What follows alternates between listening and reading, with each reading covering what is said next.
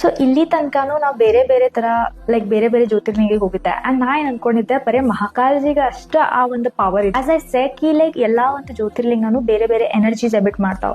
But ನನಗೆ ಇದು ಒಂದು ಗೊತ್ತಿರಲಿಲ್ಲ ದಟ್ ಕೃಷ್ಣೇಶ್ವರ್ ಸ್ವಾಮಿ ಏನಿದಲ್ಲ, ಕೃಷ್ಣೇಶ್ವರ್ ಜ್ಯೋತಿರ್ಲಿಂಗ ಈ ರೇಂಜೇ ಎನರ್ಜೆಟಿಕ್ ಐತೆ ಅಂತ ಹೇಳಿ ನನಗೆ ಅಲ್ಲಿ ಹೋದಾಗ ಗೊತ್ತಾಗಿದ್ದು. ದ್ಯಾಟ್ ಲೈಕ್ ನಾರ್ಮಲಿ ನಾ ಇಷ್ಟು ಜ್ಯೋತಿರ್ಲಿಂಗ ಅಡ್ಡಾಡಿದ್ರೊಳಗೆ ಎಲ್ಲ ಭಾಳ ದೂರಲೇ ನೋಡಿದ್ದೀನಿ, ಯಾವಕ್ಕೂ ನಾ ಸ್ಪರ್ಶ ಮಾಡಿರಲಿಲ್ಲ, ಅದು ಅನುಕೂಲ ಇರಲಿಲ್ಲ. ಬಟ್ ನಾ ದಿಸ್ ಜ್ಯೋತಿರ್ಲಿಂಗ್ ನಾ ಫ್ಯಾಮಿಲಿ ಜೊತೆ ಹೋಗಿದ್ದೆ. ಸೊ ನಾವು ಸ್ವಲ್ಪ ಪೂಜೆ ಮಾಡಿಸಿದ್ರು ಫ್ಯಾಮಿಲಿದವ್ರು. ಸೊ ಭಾಳ ಹತ್ತಿರದಿಂದ ಅಂಡ್ ನಾವು ಸ್ಪರ್ಶ ದರ್ಶನ ಮಾಡುವಂಥ ಒಂದು ಅನುಕೂಲ ಆಯ್ತು.